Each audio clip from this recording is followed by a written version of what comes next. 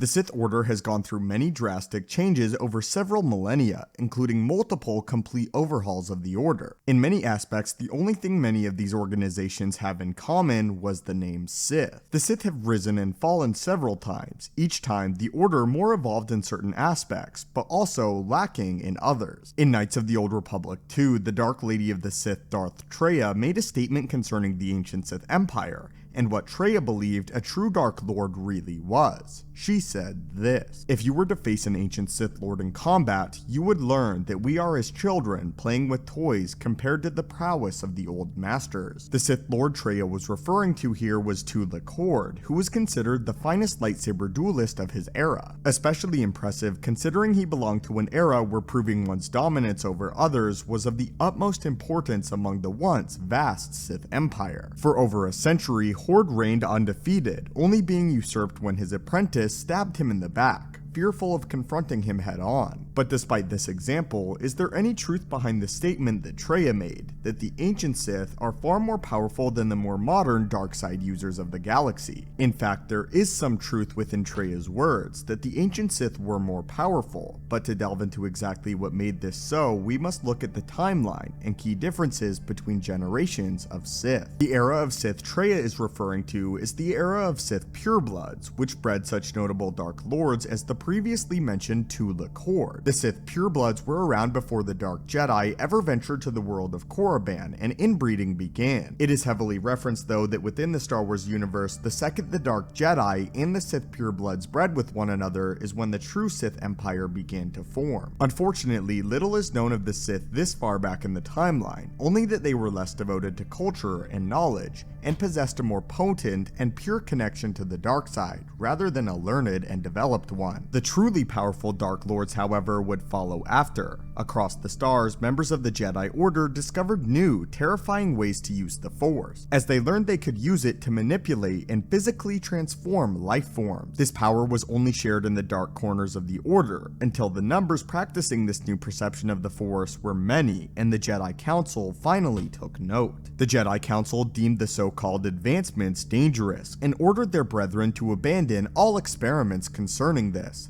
ability known as alchemy. Unfortunately, however, the power and the now Dark Jedi held was too alluring to sacrifice. Because of this, war was sparked, as the Jedi shattered from within. During this time, the wielders of such power fully succumbed to the dark side. For 100 years, the Dark Jedi and Jedi fought one another until one day, the Jedi reigned victorious. Although the day was won, the Jedi refused to execute their former brothers, instead stripping them of all weaponry and sending them into the unknown regions of space to contemplate their transgressions. Following their exile, the Dark Jedi did find something, but it was not remorse or penance. The Dark Jedi found the Sith. This is the order and era of Sith that I would like to discuss today concerning their power in the dark side compared to more modern Sith. As the Dark Jedi mingled and bred with the Sith, a new order was formed from which the truly gifted Dark Lords would originate. Once we were mighty Jedi of the Republic, brothers in the Force, but the great schism between the dark side and the light side turned Jedi against Jedi. Our ancestors were defeated, driven off,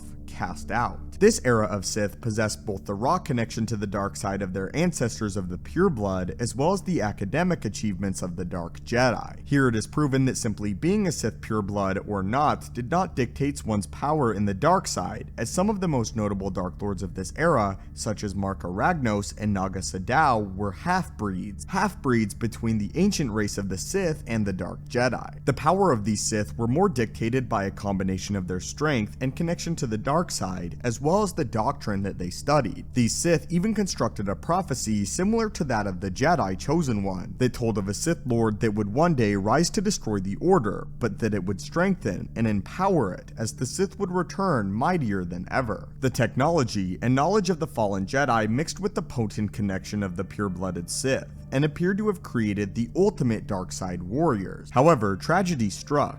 The Sith Lord Naga Sadow became too ambitious, attacking Republic space, and being defeated after being driven back into Sith space. What resulted was a scattering of the Sith Order, and in many's opinion, the end of the golden age of the Sith Empire. The Sith, however, would again be reborn, but much differently. Just as before, the Sith would stem from the Jedi, as the Sith like Exar Kun and Revan would emerge during this time period. period. Here, a plot was discovered that changed things, however. Remnants of the ancient Sith had survived, as the Dark Lord Vitiate had lived beyond the death of Naga Sadow, as well as the invasion of the Sith homeworld by the Republic, and had rebuilt the Sith Empire from the shadows, being one of the last remnants of the golden age of the Sith Empire. Although far less pure-blooded Sith or even half-breeds remained, the reigning Emperor had risen from the glory days of the old Empire, with his original body having been a half-breed Sith. This again though would not last, as centuries of conflict with the Jedi and the Republic led to their eventual defeat and near extinction of the Sith yet again.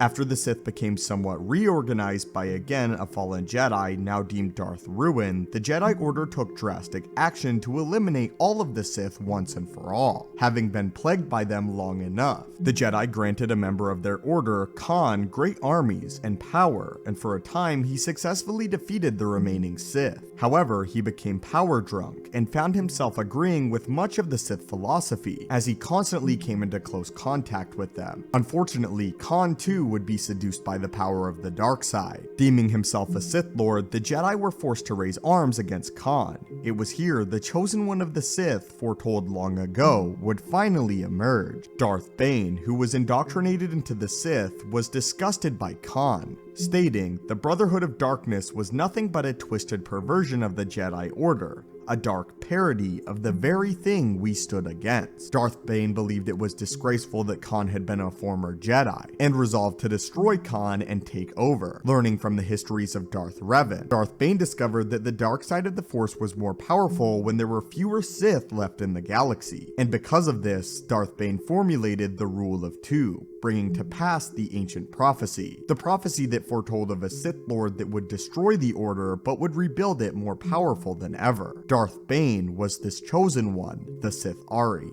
Realizing this, Bane eventually destroyed the Sith and rebuilt it from the ash, using what is known as the Thought Bomb. After this, the Sith again changed. They no longer focused primarily on combative prowess. They became intellectuals and influential individuals in the galaxy, with great power not only when concerning the Force, but in all its aspects. The definition of power for these Sith became far different than that of their ancestors. So to answer the question, yes, in some ways the ancient Sith were more powerful. That inherent and pure connection to the dark side being a big reason as to why. As time went on, the Order became diluted, mostly through Jedi teachings as a result of many prominent Sith being former Jedi themselves, and that pure connection to the dark was somewhat lost. However, the more modern Sith were far more advanced and powerful in other ways. In my opinion, many of the Sith of Bane's era, or the Rule of Two era, such as Sidious and Bane himself, rank amongst the old masters of the golden age of the Sith, as far as power is concerned, potentially being more powerful than many of them. So for this one, there is no definitive yes or no, as the Sith and their evolution are akin to an axe and a saw.